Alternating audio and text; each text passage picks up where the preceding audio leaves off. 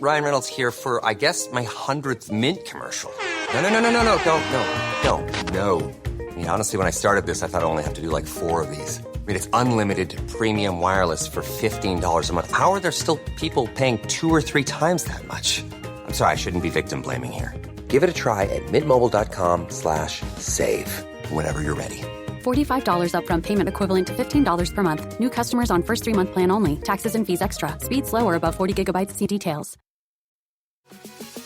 This episode is brought to you by Experian. Are you paying for subscriptions you don't use but can't find the time or energy to cancel them? Experian could cancel unwanted subscriptions for you, saving you an average of $270 per year and plenty of time. Download the Experian app. Results will vary. Not all subscriptions are eligible. Savings are not guaranteed. Paid membership with connected payment account required. This podcast is sponsored by Ramp. Are you the decision maker in your company? Consider this. For the first time in decades, there's a better option for a corporate card and spend management platform. Meet Ramp, the only corporate card and spend management system designed to help you spend less money so you can make more. With Ramp, you get full visibility into your company's spending and control who spends what with each vendor. Ramp's software collects and verifies receipts instantly to save your team valuable time. Ramp automates data entry and routine tasks with automated approvals, expense categorization and bill payments, time-consuming tasks. Which means you'll stop wasteful spending and close your books in hours instead of days. Businesses that use Ramp add up to 5% to their bottom line the first year. If you're a decision maker, adding Ramp could be one of the best decisions you've ever made. Get $250 when you join Ramp for free. Just go to ramp.com/easy. Ramp.com/easy. RAMP.com/easy. Cards issued by Sutton Bank and Celtic Bank, members FDIC. Terms and conditions apply. Hello and welcome to the Final Whistle, the Premier League review, the new show on EPL Index, which I'm sure will be on Anfield Index and potentially other places as well. I am your temporary host, Guy Drinkle, because it's the first game week, and both Nina Cowser, who's going to be a regular, and Ben Pescott, who's going to be a regular, are busy. I'm calling it skiving, but I'm here to step in for the first week, and I think I'm here for the second week as well. But I believe Nina's back next week, so at least you'll have a regular host, but I probably will be filling in during the season as well. But what we're here to do for this week, and every other Premier League weekend hopefully, is a little review show, look at some of the big fixtures, look at all the results, but we'll try and get some talking points for a quick roundup of the weekend. Obviously we've still got the Spurs game tomorrow night, but we'll talk about that on other shows. But joining me, no one better placed for temporary guesting, is the man of predictions himself, Tadiwa. You're in the US chair today. How are you doing? I know, it feels weird. It feels weird being a guest instead of a host. I'm happy to kick back, let you fuss about all the admin and behind the scenes stuff, and I just get to pundit, which is great. It's great. You could just react to questions, but I'll throw a curveball in there just to wind you up a bit. Why not? Why not? So Chelsea, why are they getting relegated? No, let's get serious. We just witnessed Man City beating Chelsea 2-0 at Stamford Bridge. Wasn't the most exciting game. Obviously, they had the 4-4 last year, which was a lot more fun. But as in terms of a game between two big sides, I mean, Chelsea looked dangerous at spells, whereas Man City... Well, I think the real difference is they have Erling Haaland and Chelsea have Nicholas Jackson. Well, this is the thing. I think from a Chelsea perspective, it definitely feels like they're playing Football Manager, with probably the editor function working for them. Unfortunately for them, with all the 1 million signings that they're making, it's going to take time. Chemistry is going to be a big issue for them. And there's nowhere more important than in front of goal when it comes to chemistry, because that last pass is one of the most difficult things in football, and being in sync and being able to coordinate all of that and get your attacking patterns in play. I think it's going to take them a while.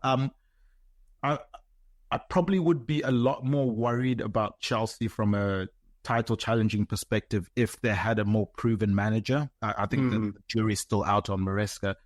But I just think that they've got bags of talent. They just need now a manager that they're going to back. If it ends up being Maresca, fine. Give him 3 years minimum to at least get his system in place before they decide whether or not he's someone that they should be pursuing, going forward with. But it just seems like a team that's going to take a while to get the chemistry going. But when you look on the pitch, they've got talent everywhere, Guy.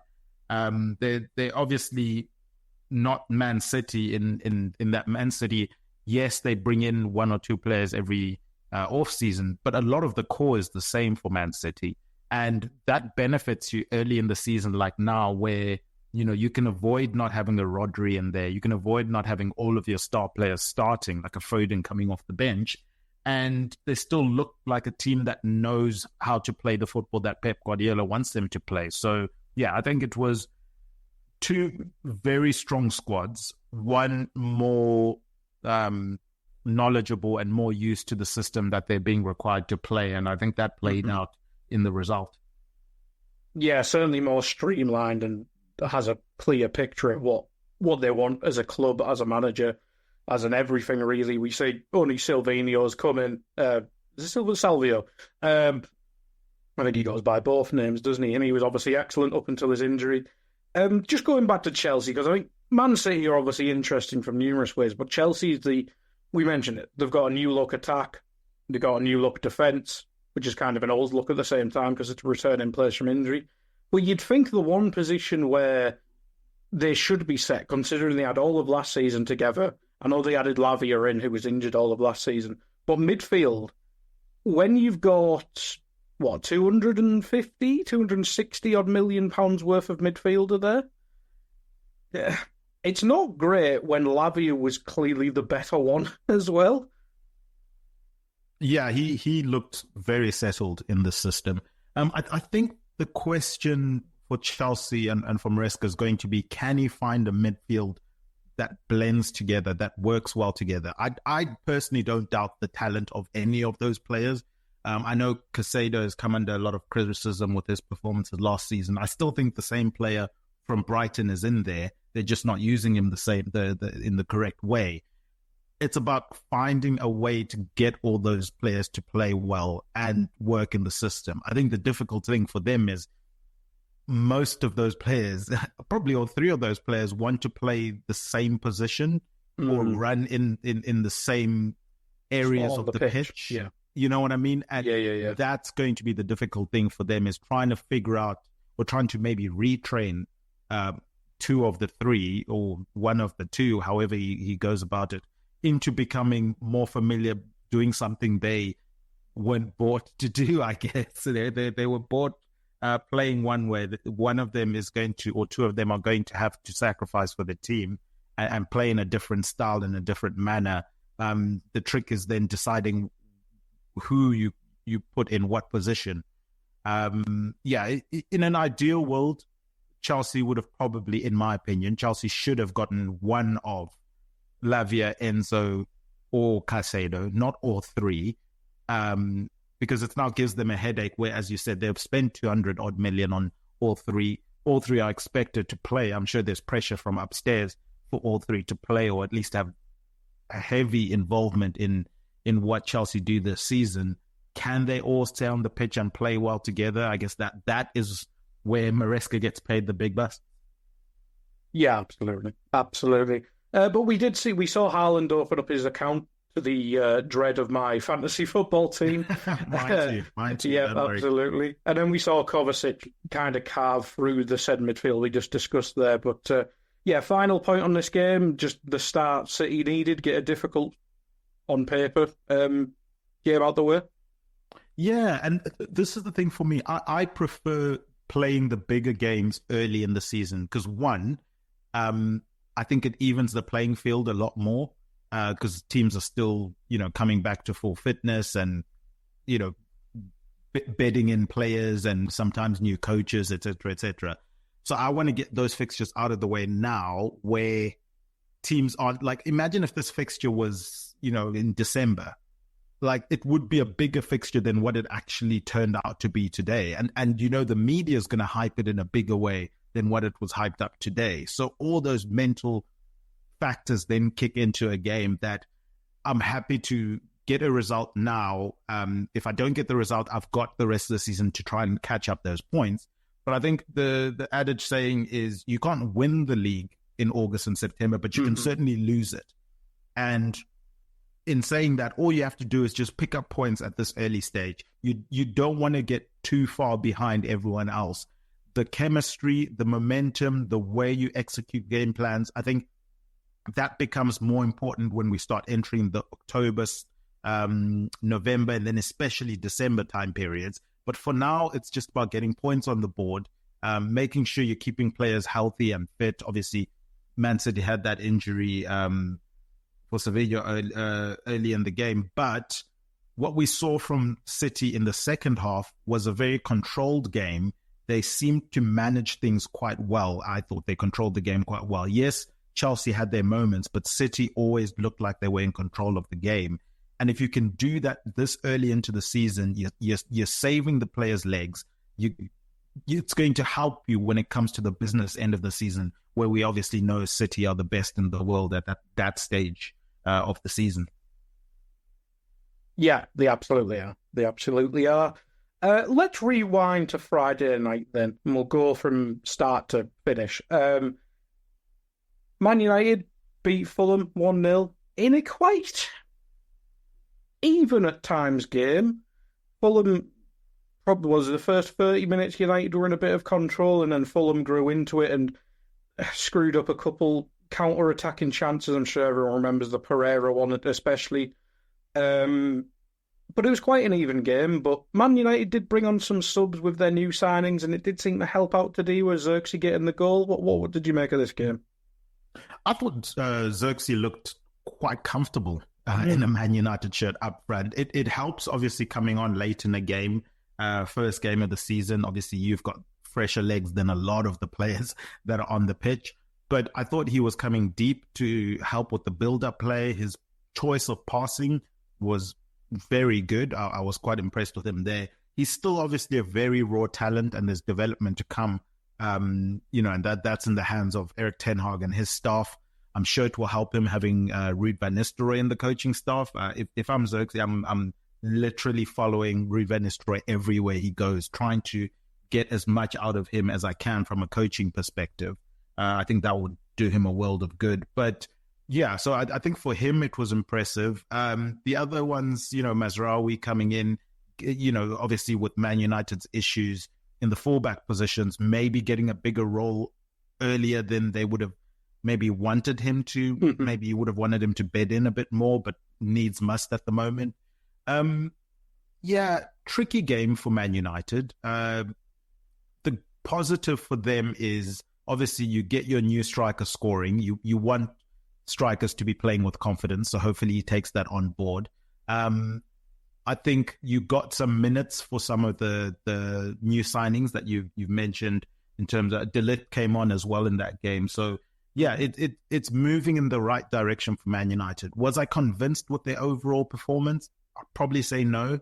I still think there's a few things that they need to fix within that team and the structure and the style of play that they want to play.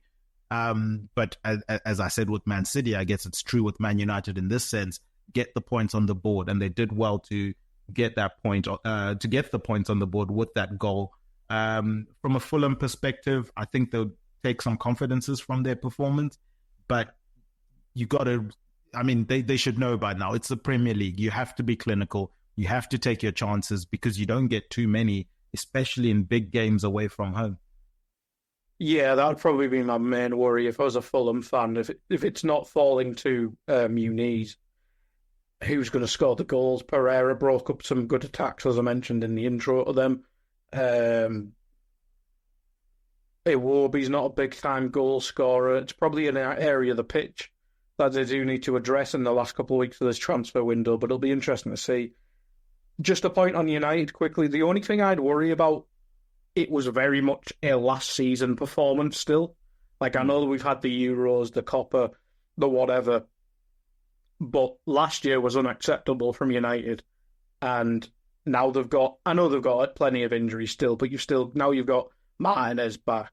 You've got Manu from the start of the season. You've got all these youngsters that bedded in a turbulent season last year. And it still looks like a chaotic mess in a game against a kind of a toothless Fulham. That'd be my main worry. But let's see if they can improve, get a bit more control in the game. Not sure who they have fixture-wise, but yeah, I think United do need to improve in a lot of factors in their performance. Well, they have Brighton next week, so away from home, so that should be a good game. That will be an interesting one to watch. But a game that was an interesting watch today was between your two sides for this season. I know. Liverpool, your actual side, and Ipswich, your potential tad predictable question mark side. We'll discuss that later in the season. But yeah, this was an interesting game in many ways. The first half, Ipswich looked up for it. Portman Road was rocking, as you'd expect, whereas Liverpool, new manager, new style of play, playing out from the back. Liverpool did do that under Klopp, but it's a much more defined way of playing out from the back. Just couldn't handle Ipswich's aggressive nature, whereas in the second half, one sub of a centre-back who can dominate the striker, Ipswich obviously tiring. It's a completely different game. Liverpool's passing then looked crisp, it looked fresh, it looked exciting, but a good win for Liverpool, but at the same time, I'd say a good showing for Ipswich. L is for the way. That's who you think it is. The Grimace mug. The Hello Kitty keychain. Barbie herself. For a limited time, your favorite McDonald's collectibles filled with memories and magic are now on collectible cups. Get one of 6 when you order a collector's meal at McDonald's with your choice of a Big Mac or 10-piece McNuggets. Come get your cup while you still can. At participating McDonald's for a limited time while supplies last. Definitely a good showing for Ipswich. I'm glad Ipswich were able to show people why I've been so bullish about them this off-season.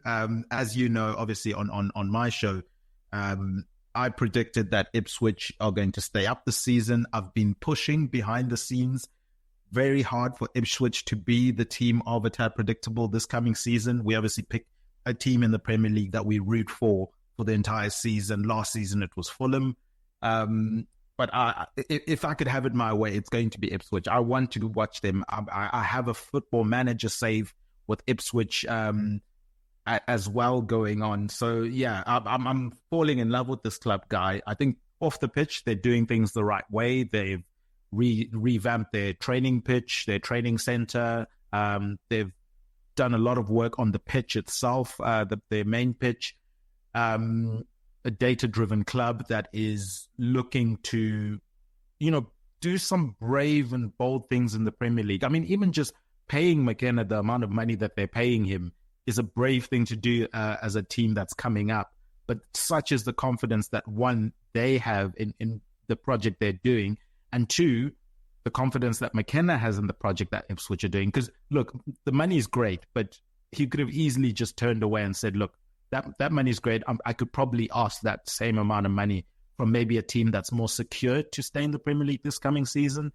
But yeah, such is the belief and the confidence going around the club that, I'm just, for me, yes, the scoreline is obviously disappointing from an Ipswich perspective, 2-0. But as you mentioned, they got to showcase in that first half that they're a team that everyone's going to have to take seriously. The question mark for them is going to be the goals. Obviously, Schmodic has come in late in this window, so hopefully he helps with that. But if they can avoid sort of, I guess, what Norwich did a couple of seasons back, where they were playing good football but just weren't getting results on the board, that's when it starts getting tricky. Maybe 1 or 2 games early on, they need to win them ugly, just to get some points on the board and then, carry on with their momentum. But yeah, I was happy for them in the first half. It was a perfect game for me, Guy, because the adopted team Ipswich that I'm adopting for this season, they showcased really well, but yet my true love Liverpool still ended up winning the game. So I think I won in both situations there. From a Liverpool perspective, I think the important thing for me was hearing Arne Slot after the game talking about how Liverpool didn't meet the standards that were required in the first half, and he let the players know as much. He addressed things at halftime. It's brave making a halftime substitution, especially in your first game, or first competitive game as manager. He did that. It resulted in a goal. They went on and won the game. And look, we all know Liverpool are short in terms of squad depth, specifically in that number 6 position. But from a coaching perspective, and you always have to be careful when it comes to how you phrase this, I don't think Liverpool can replace Jurgen Klopp, the human, but I think Jurgen Klopp, the manager, was starting to, I think it was the right time for him to leave. I think he was starting to wane a bit in terms of coaching. And that's probably where Arnie can pick things up in terms of bringing in a fresh new style, bringing it, raising the standards up again like he did at halftime. So yeah, exciting times for Liverpool. Hopefully the coaching is enough to see them go on a title run, but I do still wonder if they're leaving themselves a bit short for a title challenge this season with the squad management that they've chosen to undertake. Yeah. It'll be an interesting couple of weeks transfer-wise, but that's for a different show. Last thing on this one, 300 goal contributions for Mo Salah in 350 Liverpool games. Just a quick word on the Egyptian king. He's the most disrespected player in English Premier League history, in my opinion. The fact that he even gets compared with the likes of Bukayo Saka, who I absolutely love, is just ridiculous. Last season, Saka was, I don't know if he ended up being in the team of the season, probably did ahead of Mo Salah. Literally nothing that Saka did, Mo Salah didn't do better last season. Whether you want to do goals, you want to do assists, you want to do chances created, you want to do dribbles into the box, whatever statistic you want for an attacking winger or wide player or forward, Mo Salah did everything better than him, and he did everything better than any other player in the Premier League from that perspective. But he just gets disrespected because it's boring. It's boring having to say every year, oh, Mo Salah, he's great, he should be in the team of the season. Oh, Mo Salah, he should be the player of the season. I'm tired of the disrespect.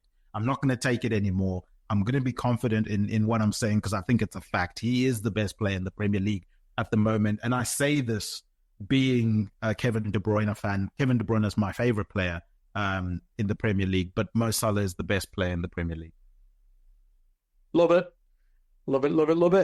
On to Arsenal against Wolves then. Arsenal 2-0. I think everyone before the game would be like, yeah, I could see that. Wolves did test Arsenal a little bit. We saw that excellent save from Raya. I was going to call him Rayner there. God, that's going back. Raya. I'll go with Raya. That's actually how you pronounce it, so I'll go with that. In the first half, there was a couple of chances in Cunha where I think it was Saliba who played the ball out sloppily.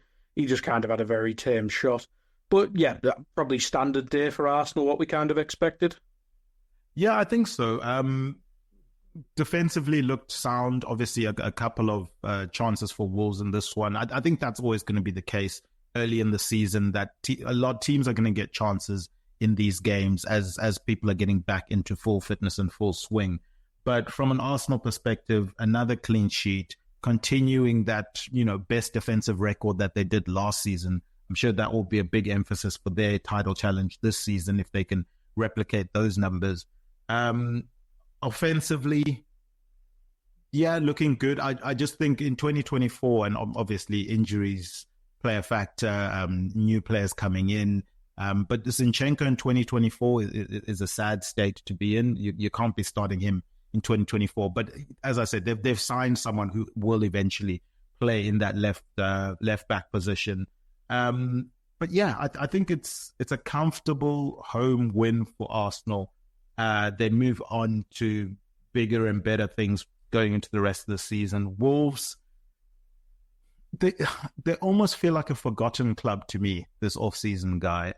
So much so that my post-season series of previewing the Premier League teams, the Wolves episode hasn't even come out yet and the season started. That's how forgotten Wolves have been. And I'm sorry, Wolves fan, it is on the way out. It just seems almost fitting and quite funny that it ended up being the Wolves one that gets forgotten, because they feel like a forgotten club, as I've said, this off-season. No one's really talking about them, doing big things, but also no one's really talking about them getting relegated. I don't know how you feel about them. They seem to be almost like what Crystal Palace were a couple of seasons ago. They're not going to get relegated, but they're not really going to do anything big in terms of getting into the higher league positions. Yeah, it feels like you'd probably sum it up. There's 3 worse sides than Wolves, but if they finish 17th, you wouldn't blink at it at all. Like, forgettable. You mentioned forgettable. That is how you see it. Like, I think Neto was their most interesting player, and obviously he's gone to Chelsea now. There's still some fun players there. Like Cunha, I really like. God forbid they lose Aiton Nuri, guy. That would suck the life out of them, I think. Yeah, absolutely. Because he's good defensively. He's good going forward. Cunha's good. Huang's good. The striker, I can't remember his name, tried the overhead kick, which I love a bit of that. The new lad, Larson. Mosquera choke slammed someone and got away with it, so I like it. That was crazy. What happened there? I can kind of see why he didn't get red carded, but at the same time, considering what we saw, English referees, what we saw in the Newcastle game, which we'll come on to in a couple games, it's inconsistency at its best. If a head-to-head thing is a red card, whether it's accidental and falling over, you did kind of choke slam someone. So, this is the thing. It wasn't accidental until he pretended it was accidental at the end. Like, it was definitely intentional, and then he kind of realized what he was doing and pretended like, oh, no, I wasn't doing anything. But one thing I will mention, you brought it up. Obviously, Jørgen Larsen, side note, the player that I did say Bournemouth should sign if Solanke left this offseason in my preview podcast a couple of months back, but he looked pretty decent. Obviously, you mentioned that chance that Raya saved. If he can get going, and then we say the goals start coming from him rather than they were coming from out wide with Neto, maybe they could have something there. He seems like a promising acquisition for them. Considering it was the hardest defence to play against as well, you'd say. So, a promising start from him. Well, as I said, if they finish anywhere between 17th to 12th, nobody think anything of it. I mean, that's where we're looking at with Wolves. On to Forest against Bournemouth. You just mentioned Bournemouth there.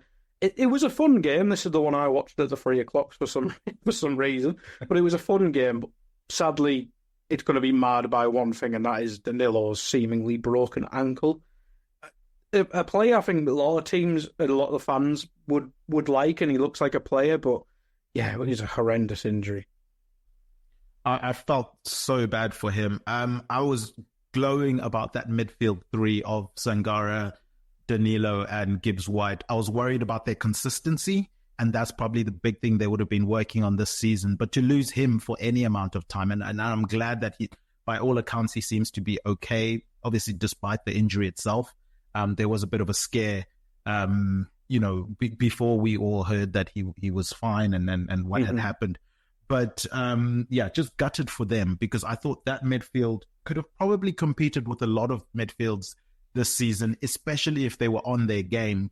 I mentioned consistency being a worry. They could win midfield battles in many games this season if they can stay as a trio. But yeah, we'll see how they adjust going forward. Hopefully for them, it's not too big a loss, and they can cover him for the time that he's away. But I think important for them, Chris Wood getting a goal, important to follow up shots. If you're a young striker out there, make sure you're reading the offside line and following up anyone that's shooting, because those goals, Guy, can carry you through rough patches. If you can, Giroud always said that, the follow-up goals where you're tapping the ball in, I know Defoe was big on that as well. If you can get those, and if you can make near-post runs, when all else fails as a striker, if you're struggling, things aren't going your way, just follow up people's shots, make lots of near-post runs. You will eventually start scoring again, and that seems to be something that Chris Wood has done really, really well. I mean, what did he get? Like almost more than 11 goals last season? Every time we write him off, he seems to just come back. Yeah, he seemed to have that one bad spell, didn't he? Like at the end of his Burnley career, if I remember correctly. And then since did he score a hat-trick against Newcastle? He just seemed to be on a decent run since then, so fair play to him, yeah. Let's move on to Newcastle then. Now, The more interesting team in this fixture probably was Southampton. We have refereeing decision to speak about on this, and that is the red card, which by the law is a red card. But the GCSE acting, like we already had a little bit. Come on. That's never a red. If you use more than any percentage of common sense, that's never a red card. They both put the heads in. One just decides to go down like he's been shot. It almost feels like a justified win for Newcastle. It really does, because that was never a red card. I don't care if it's by the law. It shouldn't be by the law. The law should be changed unless it is actually someone headbutting another. But going nose to nose it should never result in that. I mean, well, we've seen them willing to change rules recently. Obviously, the new rule to basically allow players not to put their hands behind their backs when they're defending, because they're saying that's no longer going to be a penalty or a handball, should I say, if their hands are by their sides and they're running to block something. So we've seen them change rules to be more practical before. Maybe this is one they'll look at. I think the issue is because it's a head situation, they always have to be really cautious there. And for me, it's just, if you're Shah, don't give him the excuse to then, flop like he's been shot by a sniper. Just don't put your head in there. Don't. He got baited. He fell into the trap. Maybe I would be curious to see if, and probably there's something we won't get to know, but I would be curious to know if this was part of the game plan to say Shah is one of the players that get him going and he's going to do something silly to get sent off. I'd be curious to see if that was intentional from that perspective. But yeah, he got baited. I think it's a red card in the sense of, why give the ref a chance to give you a red card there? It was silly from him. But as you say, vindication for Newcastle, them ending up winning the game. Some would say justice is served by them going and getting that 1-0 win. And I think the goal is more telling of what we're going to see a lot of this season. A lot of teams are playing from out the back, guy. A lot of teams are willing to take the risk. You mentioned Liverpool, for example. They didn't get punished when they made the mistakes playing out the back. Southampton, unfortunately for them, got punished in this occasion. Goals are going to come out of this exact situation where teams are playing out the back, they get pressed, they mess up, and the other team goes and scores. Unfortunately for Southampton, it's in a game where they're playing against 10 men. It's almost like it is a missed opportunity. And this is one you probably bookmark for the end of the season. How close are Southampton in terms of a relegation battle, in terms of staying up? If this ends up being, them going down by 1 or 2 points, this is probably the game people are going to point back to. Yeah, it's almost like when we looked at Southampton before the season started, I think people had question marks about the goalkeeper because Bazuni's obviously injured for a while, and we had questions about who's going to score the goals. Now, there was a lot of excellent defending from Newcastle, especially the Lewis Hall one on the line. But I think they had nearly 20 odd chances. I don't have the XG numbers in front of me, but I'm sure Southampton had a hell of a lot. If you can't put the ball in the back of the net against 10 men and your goalkeepers and your backup goalkeeper, who's going to be your number one for most of the season, I presume, maybe there's still business to be done there. I know they've only just brought in Brereton Diaz, but Cameron Archer only just joined, so maybe they need to get both of them starting and get them together soonish. But the goalkeeper's probably going to be the next question mark they'll have to address. Yeah, definitely something they'll need to. But it's an awkward situation, Guy, because by all accounts, Bazunu is their number one. Absolutely. They want to have him as their number one for the long-term future going forward. Hopefully, obviously, they hope he comes back from the injury okay, but with modern science and then medicine and the way things are going, it's not an injury that's, as career-ending as it used to be in the past. Like, you can come back from it and play really well and have a really good career. But that leaves them in an awkward position because you can't really buy someone that's better than Bazunu, probably alone. Can they go knocking at the door at Arsenal with Ramsdale and say, look, you guys clearly have struggled to sell him this off-season. It doesn't look like he's going to leave for permanent. Can we borrow him for a season? And then, you guys can happily take him back. He'll be showcased as well rather than sitting on your bench.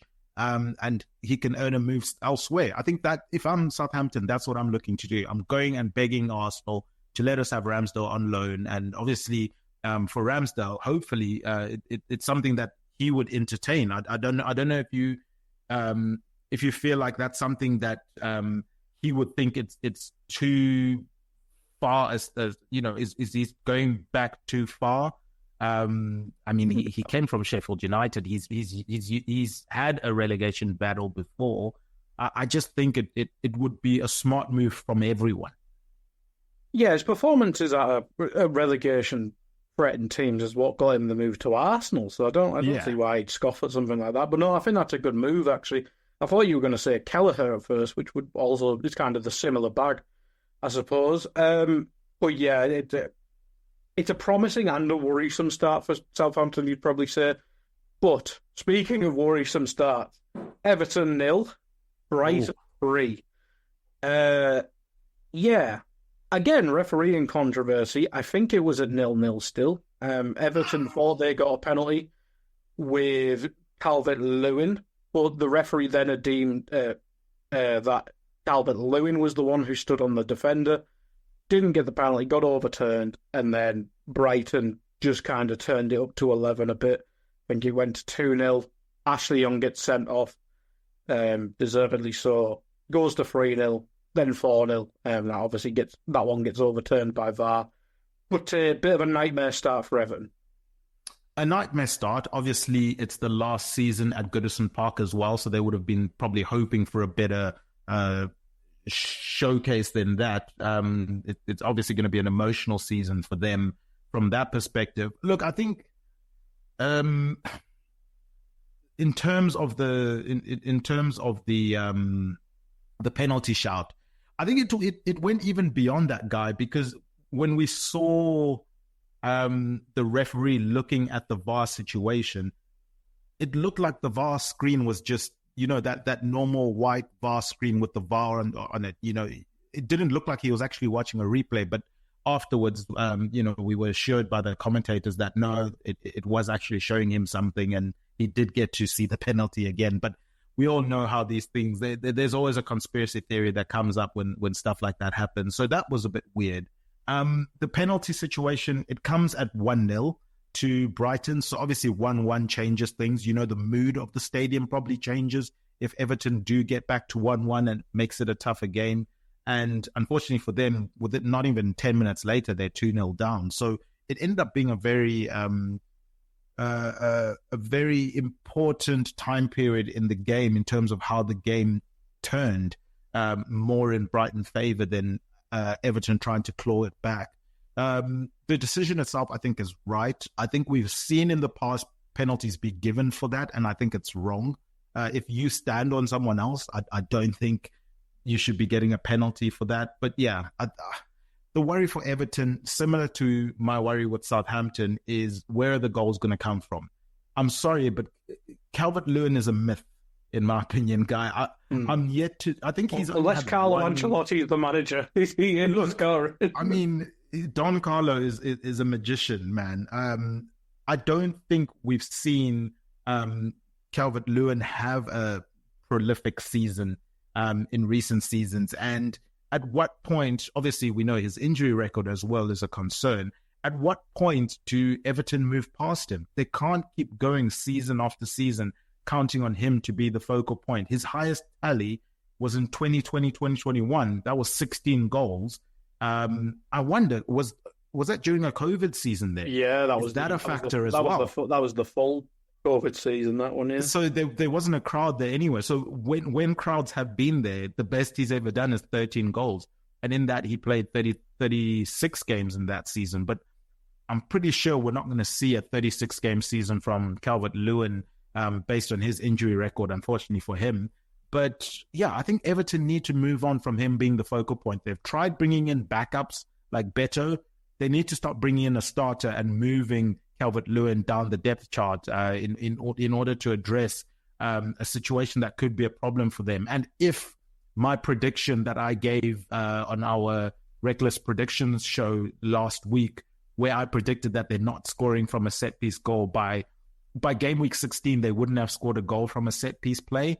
If that comes true and they're having those troubles in front of goal and open play, it could become a tricky situation for a side who I was expecting to be reasonably comfortable this season following, no points deductions this time around.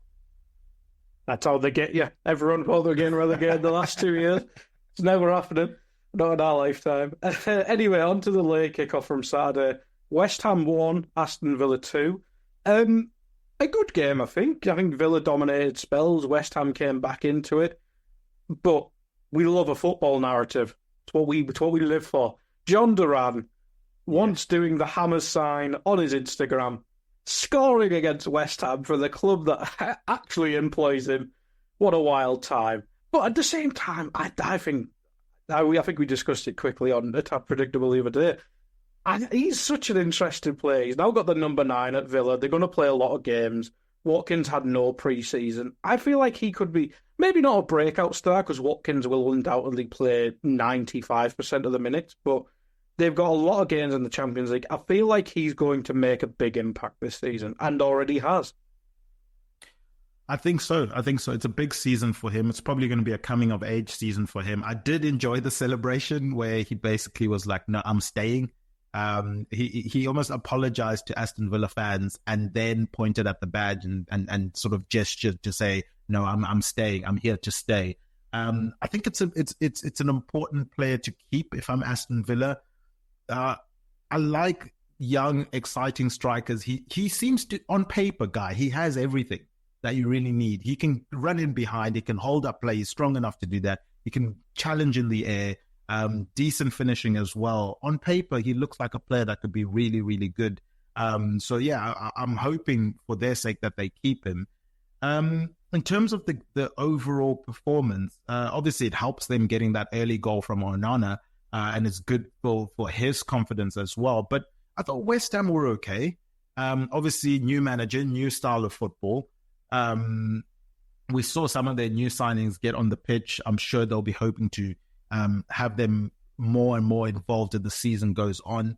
They get the penalty goal, really good penalty by Paqueta. But, Guy, is it just a case of them waiting for Paqueta to get banned?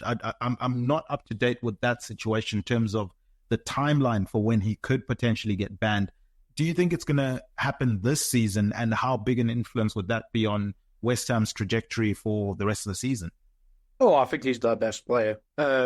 I don't think anyone has a timeline on it. I think it wouldn't surprise me if it just randomly drops, say, at the international break. That's usually when they'll drop big news like this. But you'd imagine West Ham would get forewarned about it. Or maybe it goes to January.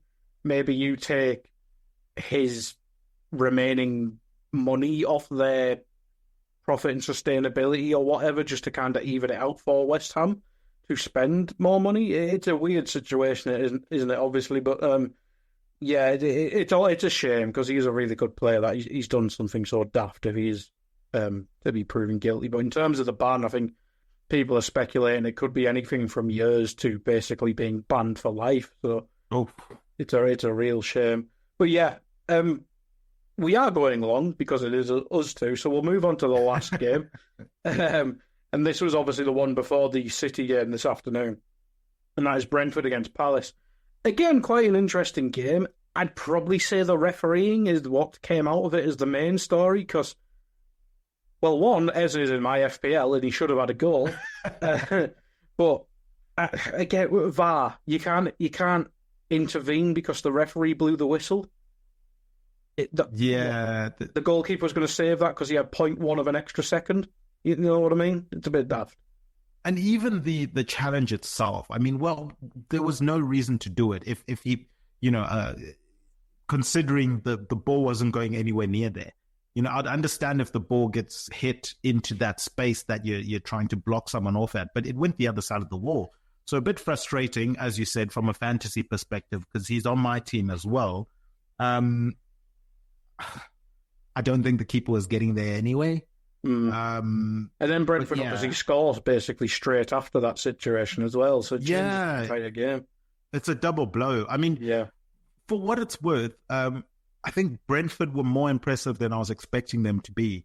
Yeah. Obviously, we know the uncertainty regarding Ivan Toney, and they seem to be moving past him at this stage. And Mbeumo now has the keys to Brentford, and he seems to be living up to the hype and continuing the form that he had. Obviously, he had the injury last season as well. I was surprised. Crystal Palace are one of those teams that are, it seems like a very hipster pick to have Crystal Palace challenging for the European spots this season. They ended the season in the best form in the league, when Glasner came in. So are they chinks in the armor for Crystal Palace after this performance? I don't know. It's obviously unfortunate that they can't get a full game out of Mateta yet because of the involvement in the Olympics for him. But yeah, I'm curious to see if we get a better performance from Crystal Palace next time around, or if they might stutter a bit at the start of the season. They've obviously got the home game against West Ham next.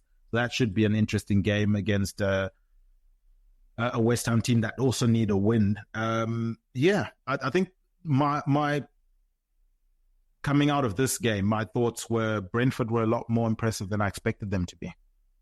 Yep, I'd agree with that. Wissa, I've always liked, and Mbeumo I've always liked. Defence, a bit questionable, but midfield's been set for a couple of years now. So yeah, I think it's a nice, dependable team. I think they need to look at full-back, but we've discussed this on multiple podcasts now, I think. But Brentford, if the staleness of last season isn't there, and maybe the getting rid of the Toney situation helps with that, I think they're more than enough to be safe. But at the same time, a couple injuries in that attack like we saw last season, it may change the whole thing. But a good start from Brentford. Palace will feel aggrieved by the referee, and probably rightfully so. But that was our first weekend today. Anything you want to mention before we go? No, I enjoyed the show. Go listen to the preview show, I guess. Tad Predictable. You can still listen to the Spurs preview. Yes, you can. But Game Week 2 will obviously be previewing this coming week. We've got Joe, a Brighton fan, coming on, so that should be quite interesting. So, yeah. Perfect. And from me, listeners, that was the first edition of The Final Whistle. As I said in the intro, it should be Nina next week with me, I believe, and then it should go back to normality. But until next time, thank you for listening. This podcast is part of the Sports Social Podcast Network.